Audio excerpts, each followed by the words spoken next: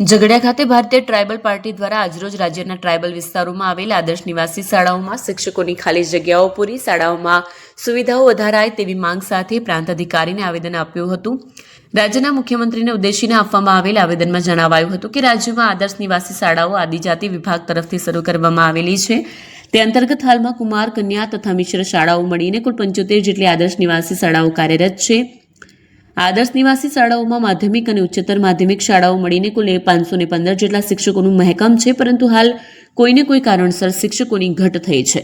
વધુમાં જણાવ્યા મુજબ હાલમાં માધ્યમિક વિભાગ ધોરણ 9 અને 10માં 367 શિક્ષકોની સામે 239 જગ્યાઓ 65% પ્રમાણે ઘટ છે અને 2009થી જગ્યાઓ ખાલી છે. શિક્ષકોની જગ્યાઓ હાલ ખાલી છે. રાજ્યમાં આમ કુલ 515 જેટલા શિક્ષકોની ઘટ સામે 296 જેટલા શિક્ષકોની ઘટ પડી છે. તેમાં કાયમી ભરતી ન કરતા વિકલ્પ રૂપે માધ્યમિક શાળાઓમાં 2016થી પ્રવાસી શિક્ષકો તરીકે કામ કરતા શિક્ષકોના પગારમાં એક પણ રૂપિયો વધ્યો નથી, જેથી પ્રવાસી શિક્ષકોને 10,000 કે 12,000 રૂપિયામાં કામ કરવું પડે છે, જેના કારણે પ્રવાસી શિક્ષકો પણ ટકી શકતા નથી.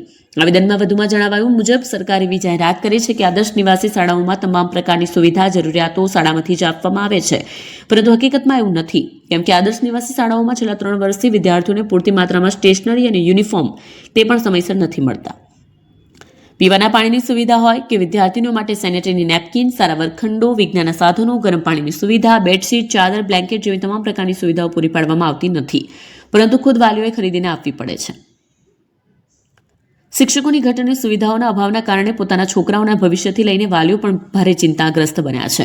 શિક્ષકોની ઘટને કારણે ખુદ વિદ્યાર્થીઓ માટે પણ પરિણામની ચિંતામાં વધારો થયો છે અને એને લઈને વિદ્યાર્થીઓ માનસિક તાણ અનુભવી રહ્યા છે. તેના કારણે વિદ્યાર્થીઓના પરિણામ પર તેમજ શાળાના પરિણામ પર પણ અસર થવાની સંભાવના વધી રહી છે. આવેદનમાં દર્શાવાયું છે કે બાબતોનું ઝડપી નિરાકરણ લાવવા માંગ કરવામાં આવી હતી અને જો માંગ નહીં સંતોષાય તો આંદોલનની ચીમકી ઉચ્ચારાઈ છે.